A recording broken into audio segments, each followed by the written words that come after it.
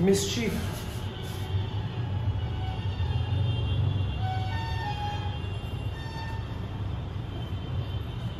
जिसे हिंदी में हम बोलते हैं रिस्ट्री, मिस्चीफ बोले या रिस्ट्री बोले, बात एक ही। ये आपका आईपीसी का सेक्शन था 425 और बीएनएस का सेक्शन है 324। आईपीसी में कौन सा था 425 और बीएनएस का कौन सा है 324। मिस्चीफ जैसे कि हम जानते हैं कि ऑफेंस अगेंस्ट प्रॉपर्टी चल रहा है, तो यहां पर जो संपत्ति के विरुद्ध जो अपराध है वह संपत्ति को नष्ट करने वाला है। आपको ध्यान हो जो पहले हमने ऑफेंस पढ़े थे, चोरी, उद्यापन, लूट, उसमें संपत्ति को नष्ट नहीं किया जा रहा, उसमें संपत्ति को लिया जा रहा। यहां पर जो संपत्ति के विरुद्ध जो अपराध है, जो संपत्ति के विरुद्ध अपराध है, यहां पर लिया नहीं जा रहा, यहां पर नष्ट किया जा रहा। कई बार होती नहीं दिमाग, मुझे मिले या न मिले इसको जरूर नुकसान हो जाए, दिमाग में होती तो कुछ इसी टाइप का ही अपराध। हाँ, ना खाऊंगा ना खाने दूंगा, इस टाइप की कहावत हो सकती है, फैला दूंगा, ये भी हो सकता है। तो आईपीसी की धारा 425 और बीएनएस की धारा 324। जैसे सारे ऑफेंस होते, सेम चीज यहां पर भी, एक तो मेंस रिया चाहिए और दूसरा एक्टस रियस,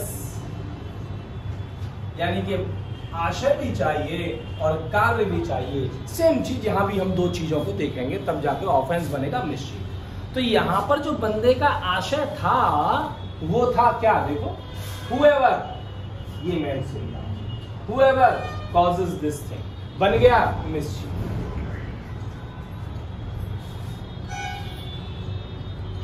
यदि कोई व्यक्ति इस आशय से ये काम करे जिससे ये हो जाए तो मिस्चीफ बन जाता है। समझ आया?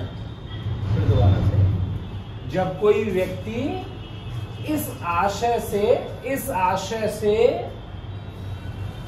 ये कार्य करे और जिससे संपत्ति की वैल्यू या उसकी उपयोगिता कम हो जाए, नष्ट हो जाए या सीरियसली अफेक्टेड हो जाए, तो बोलते हैं उसने मिस्चीफ। कितना सिंपल है मिस्चीफ, याद हो गया?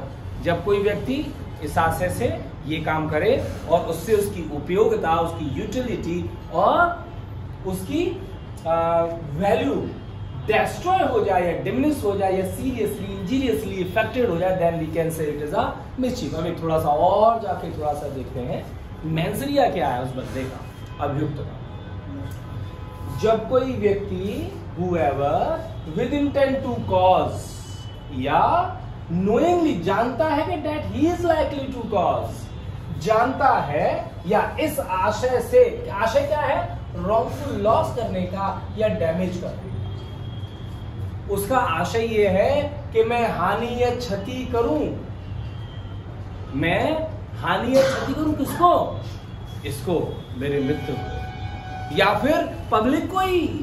जरूरी नहीं है कि प्राइवेट व्यक्ति के खिलाफ ही, मैं नॉर्मली संपत्ति भी हो सकता है। तो यहां पर इसीलिए लिखा है रॉन्गफुल लॉस और डैमेज किसको, पब्लिक को या फिर एनी पर्सन।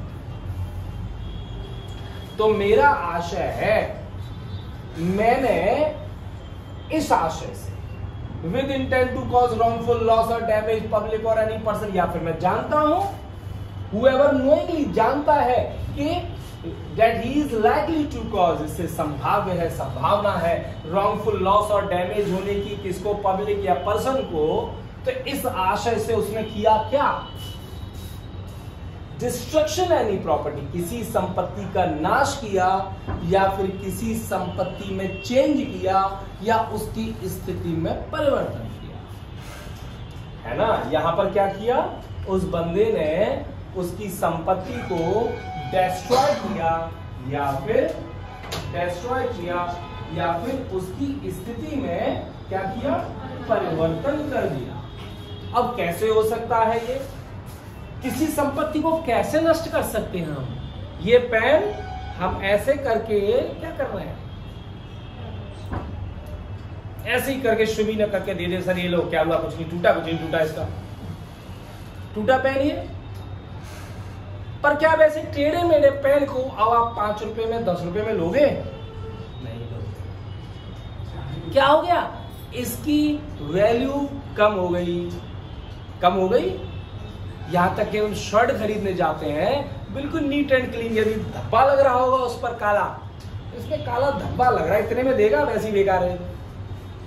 हम उसकी कमी को बताने का प्रयास करते हैं कि ये चीज ठीक रहेगी। तो हमने क्या करा, किसी संपत्ति को डिस्ट्रॉय कर दिया या फिर उसकी स्थिति में परिवर्तन कर दिया। कैसे परिवर्तन हो सकता है, ये निकाल दो, फेंक दो, या फिर इसकी जो है इसे निकाल दो,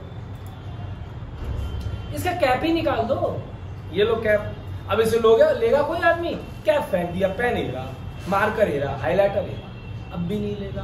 तो आपने इनको नुकसान हो इस आशय से आपने क्या किया, उस संपत्ति को डिस्ट्रॉय किया या फिर चेंज किया उस संपत्ति में। जैसे होता है ना, चेंज कर दिया, काला था अब लिखना था काला, उसमें कुछ और टाइम ला दिया, उसमें चेंज किया या फिर उसकी स्थिति में परिवर्तन कर दिया। अब हुआ क्या, इस काम से किया ये रहा एक्ट, दिस इज एक्ट। फिर इससे इफेक्ट निकला, क्या इफेक्ट निकला, डिस्ट्रॉय होगी, उसकी संपत्ति की वैल्यू या उपयोगिता डिस्ट्रॉय हो जाती है, नष्ट हो जाती है, कम हो जाती है, या फिर इफेक्ट्स इट इंजूरियसली या सीरियसली इंजूरियसली इफेक्टेड हो जाती है, तो हम बोलेंगे उसने मिसचीफ किया। वैसे ही कम होगी, आप जा रहे थे और आपके हाथ से गिलास गिर गया, कांच का कप गिर गया, टूट गया, आपको नुकसान हुआ, संपत्ति का नाश हुआ, मिसचीफ हुआ, मेरे से नहीं हुआ। फिर दोबारा सुन लो, मैं जा रहा था, आपके घर पर आया, सर चाय पीजिए, मैं आ गया, ऐसे चल रहा था, मेरे कोहनी से आपका कप गिर गया, टूट गया, आपको नुकसान हुआ, संपत्ति नष्ट हो गई, मैंने मिसचीफ किया? नहीं किया। क्यों? क्योंकि मेरा ये आशय नहीं था कि आपके साथ आपको नुकसान। कई बार धोखे से चीजें टूट जाती है, गिर जाती है, तो यहां पर आशय रॉन्गफुल लॉस और डैमेज का नहीं है, और जब है ही नहीं तो फिर मैं लायबल मिसचीफ के लिए नहीं। जैसे एग्जांपल बहुत सारे हैं, एक बंदे ने संपत्ति को जला दिया, या फिर बर्फ के घर में पानी छोड़ दिया, या फिर आपकी अंगूठी को नदी में फेंक दिया, कैप को निकाल दिया, कुछ भी, या फिर आपके खेतों में जानवरों को अंदर प्रवेश करा दिया, तो ये सारे मिसचीफ के एग्जाम्पल हैं। तो सिंपल भाषा में हम क्या बोल सकते हैं, जब कोई अभियुक्त किसी व्यक्ति को रॉन्गफुल लॉस और डैमेज कराने के आशय से क्या करता है, डिस्ट्रॉय करता है प्रॉपर्टी को, या संपत्ति में परिवर्तन करता है जिससे उसकी उपयोगिता या फिर उसकी वैल्यू कम हो जाती है, या नष्ट हो जाती है, या इंजूरियसली इफेक्टेड हो जाती है, तो हम बोलते हैं उसने मिसचीफ किया। ये पेन लिया, पेन लिया, ये हो गया मिसचीफ। Point clear?